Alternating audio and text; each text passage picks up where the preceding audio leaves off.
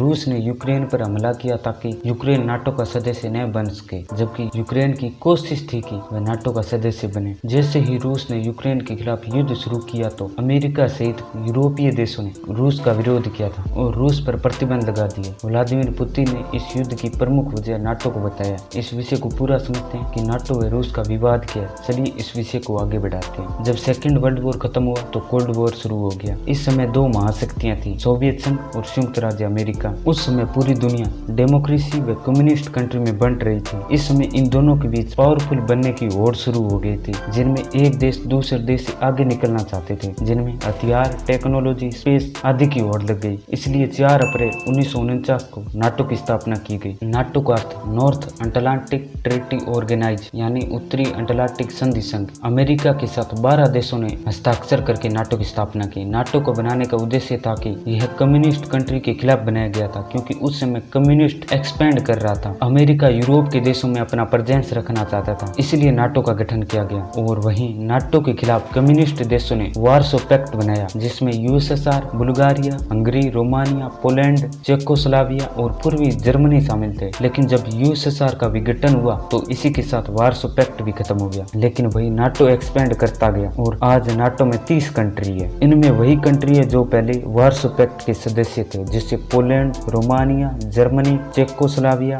Hungary. जो Russia के पड़ोसी देश हैं वे सब नाटो के सदस्य बनते जा रहे हैं। वहीं रशिया नहीं चाहता कि उसके बॉर्डर पर यूएसए का बेस बने। नाटो का हेड अमेरिका है, क्योंकि नाटो की 75% फंडिंग अमेरिका करता है। वही अमेरिका अपना प्रेजेंस हर जगह चाहता है। यूक्रेन नाटो के साथ शामिल होना चाहता था। वहीं रूस नहीं चाहता था कि यूक्रेन नाटो का सदस्य बने, क्योंकि अगर यूक्रेन नाटो का सदस्य बन गया और इसके बाद यदि रूस ने यूक्रेन पर हमला किया तो नाटो के आर्टिकल 5 के अनुसार नाटो के किसी भी देश पर हमला करने पर नाटो के सभी देशों पर हमला समझा जाएगा और सभी देश एक साथ मिलकर उस देश पर हमला करेंगे। वहीं रूस के राष्ट्रपति व्लादिमीर पुतिन वापस यूएसएसआर को बनाना चाहते हैं और जो यूएसएसआर के विघटन के बाद जो देश बने थे वे नाटो के सदस्य बनते जा रहे हैं। उन्हीं में यूक्रेन भी एक है। माना जाता है कि यदि यूक्रेन नाटो में शामिल हो गया तो मौजूदा स्थिति के अनुसार नाटो की सेनाएं यूक्रेन की सीमा पर स्थायी रूप से मौजूद रहेगी। वहीं रूस नाटो के विस्तार का विरोध करता है। रूस का मानना है कि नाटो रूस के लिए खतरा है। जैसे ही रूस यूक्रेन युद्ध शुरू हुआ तो नाटो के कंट्रियों ने करीब $20 करोड़ की कीमत के हथियार यूक्रेन में भेजे। वहीं रूस नाटो से यह गारंटी चाहता है कि वह यूक्रेन को कभी भी नाटो का सदस्य नहीं बनाएंगे। पुतिन का दावा है कि यूक्रेन नाटो का सदस्य बनता है तो नाटो यूक्रेन को हथियार देगा। इससे पहले एस्टोनिया व लातविया की सीमा रूस से लगती है, जो नाटो के सदस्य हैं। यदि यूक्रेन नाटो का सदस्य बनता है तो नाटो की आर्मी यूक्रेन रूस की सीमा पर हमेशा रहेगी। इसलिए रूस की नेशनल सिक्योरिटी की बात और रूस के जो पड़ोसी देश हैं वो नाटो के सदस्य बनते जा रहे हैं, तो रूस इसका बहुत विरोध कर रहा है। वहीं रूस को पता है कि यदि यूक्रेन नाटो में शामिल हो गया तो रूस हर तरफ से दुश्मनों से घिर जाता है। वे सभी नाटो के सदस्य हैं। ऐसे में रूस नहीं चाहता कि नाटो का विस्तार हो। रूस चाहता है कि 1997 से बाद जो भी देश नाटो में शामिल हुए उनकी सदस्यता खत्म करें। अब हम बात करते हैं कि यदि नाटो व रूस के बीच युद्ध शुरू होता है तो क्या होगा, जिसमें नाटो के 30 देश वहीं दूसरी तरफ वन मैन पावर यानी रूस। दोनों में कौन कितना ताकतवर है, यानी अमेरिका वर्सेस रूस में ज्यादा कौन ताकतवर है। वैसे देखा जाए तो नाटो में 30 देश है, वहीं अकेला रूस है। तो नाटो के सामने रूस कितनी देर टिकेगा और रूस व नाटो की कितनी पावरफुल आर्मी है, चलिए इसे समझते हैं। नंबर 1, किसके पास कितने सोल्जर है। नाटो की खुद की कोई आर्मी नहीं है, नाटो के 30 देशों की आर्मी है। नाटो के देशों के पास एक्टिव सोल्जर की संख्या 33,66,000 है, वहीं जबकि रूस के पास एक्टिव सोल्जर की संख्या 8,50,000 है। Number 2, total aircraft. रशिया के पास 3,130 यूनिट है, वही नाटो के पास 2,074 यूनिट है। Number 3, armed fight vehicle. रूस के पास आर्मड फाइट व्हीकल 22,592, वही नाटो के पास 11,653 आर्मड फाइट व्हीकल है। Number 4, tanks. रूस के पास टैंक 9,315 है, वही नाटो के पास टैंक 1,515 है। Number 5, submarine. रूस के पास सबमरीन 53 है, वही नाटो के पास 22 सबमरीन है। Number 6, rocket artillery. रूस के पास रॉकेट आर्टिलरी 2,543 है, वही नाटो के पास 293 है। Number 7, aircraft carrier. रूस के पास एयरक्राफ्ट कैरियर 1 है, नाटो के पास एयरक्राफ्ट कैरियर 3 है। Number 8, nuclear power. रूस के पास न्यूक्लियर 6,255 है, वही नाटो के पास न्यूक्लियर 6,055 है। अब ये लिस्ट आपके सामने। अब आप मुझे कमेंट करके बताओ, नाटो व रूस के खिलाफ यदि युद्ध शुरू होता है तो कौन जीतेगा। यदि नाटो व रशिया का युद्ध शुरू होता है तो तीसरा विश्व युद्ध जरूर शुरू हो जाएगा। यदि उनमें परमाणु बम का का इस्तेमाल किया गया तो सिर्फ विनाश होगा, जो सिर्फ रूस व यूक्रेन में नहीं बल्कि पूरी धरती पर होगा और सब कुछ तहस नहस हो जाएगा।